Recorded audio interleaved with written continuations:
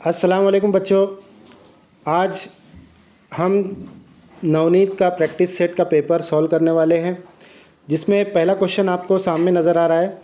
Dash dash के मुताबिक सैयारे सूरज से जोड़ने वाला ख़त मुस्तकीम यकसा वक्फ़े वक्त में यकसा इलाका तय करता है।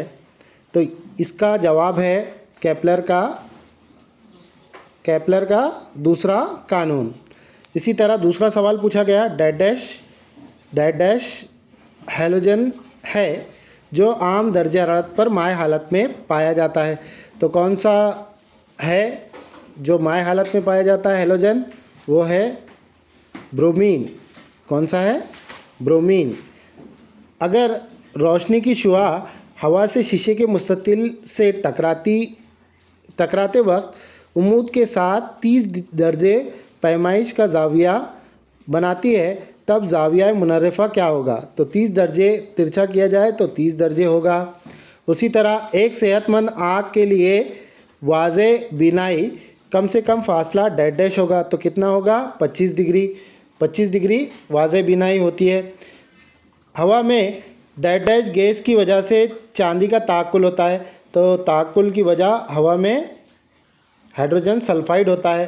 हाइड्रोजन सल्फाइड की वजह से ताकुल होता है। उसी तरह दर्ज झैल सवालात के जवाबात लिखिए।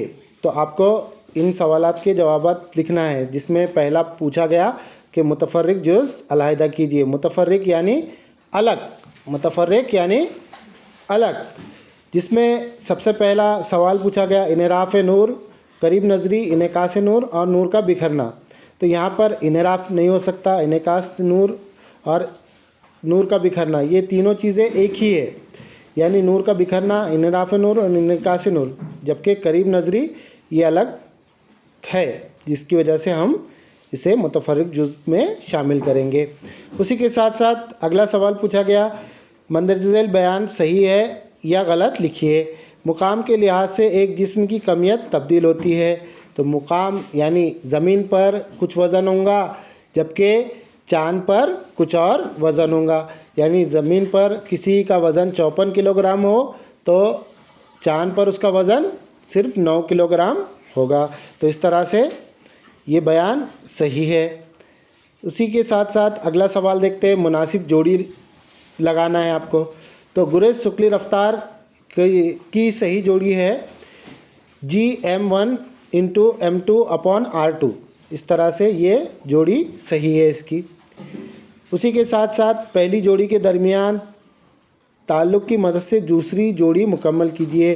तो यहाँ पर आपको सवाल पूछा गया था कि पहली जोड़ी की बनिस्बत दूसरी जोड़ी को मुकम्मल करना है आपको।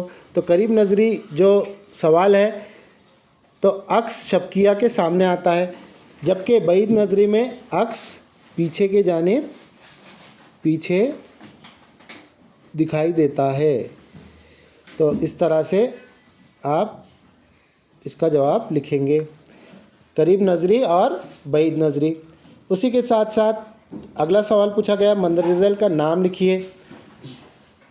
इस अदसे का नाम लिखिए जिसका इस्तेमाल पर्दे पर अक्स हासिल करने के लिए किया जाता है। यानी प्रोजेक्टर में किस अदसे का इस्तेमाल किया जाता है? तो यहाँ पर दिया गया है मुहद्दिब अदसा, या फिर जिसे कॉन्वेक्स लेंस कहते हैं। मुहद्दिब अदसा या कॉन्वेक्स लेंस का इस्तेमाल किया जाता है।